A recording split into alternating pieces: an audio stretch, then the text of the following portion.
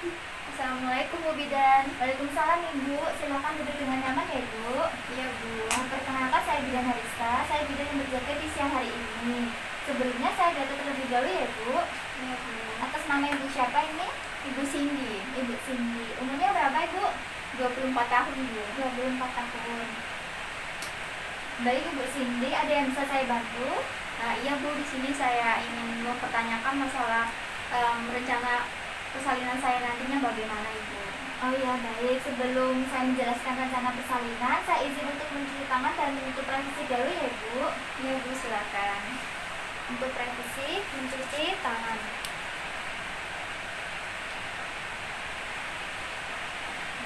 Baik Bu, di sini saya menggunakan lembar balik ya Bu.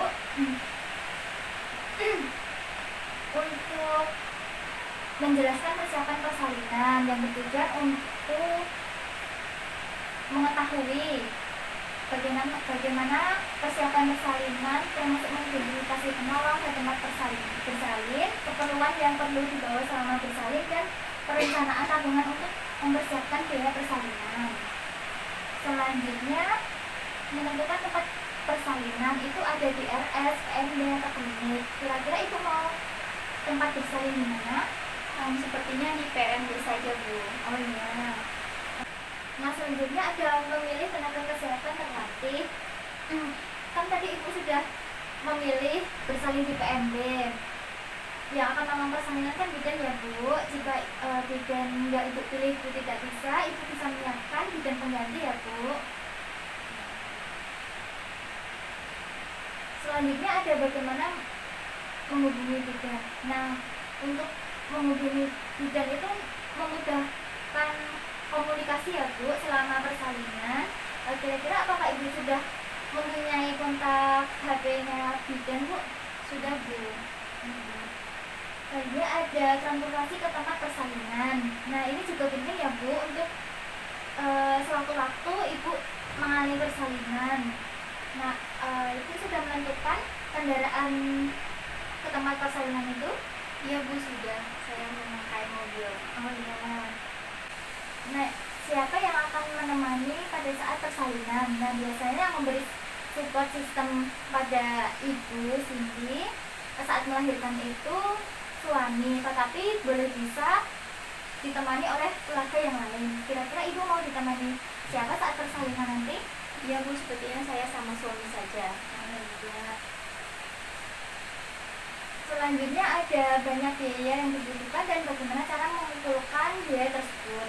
Pastinya itu sudah mempersiapkan biaya yang dibutuhkan selama kehamilan sampai dengan persalinan ya Bu. Ya, Bu. Nah, kalau Ibu sudah mempersiapkan, Ibu juga dapat berdiskusi dengan saya untuk bagaimana cara mengumpulkan biaya tersebut dengan tabungan Ibu bersalin atau taburin.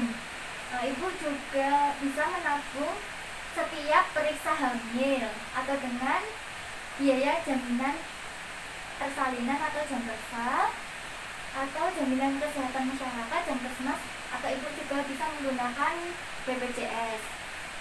Selanjutnya ada siapa yang akan menjaga keluarga jika Ibu sedang melahirkan. Nah, itu juga penting untuk dipersiapkan ya Bu.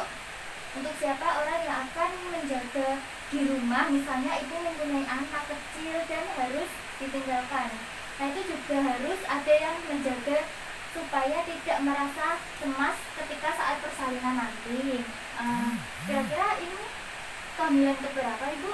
Nah, saya baru yang pertama Bu. Oh, kalau yang pertama, jadi Ibu tidak ada tanggungan di rumah ya Bu? Iya Bu. Selanjutnya ada langkah membuatkan keputusan. Siapa yang akan membuat keputusan utama dalam keluarganya Bu? Biasanya sih suami saya Bu. Oh iya. Selanjutnya ada langkah tempat persalinan.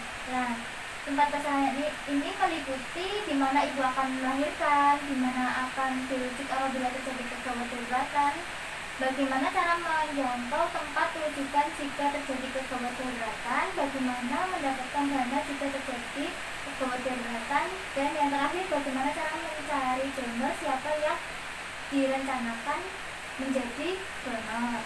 Nah, selanjutnya ada membuat rencana dan pola menabung. Seperti yang saya jelaskan tadi, untuk menyiapkan dana jika terjadi kedaruratan itu juga sangat penting ya Bu.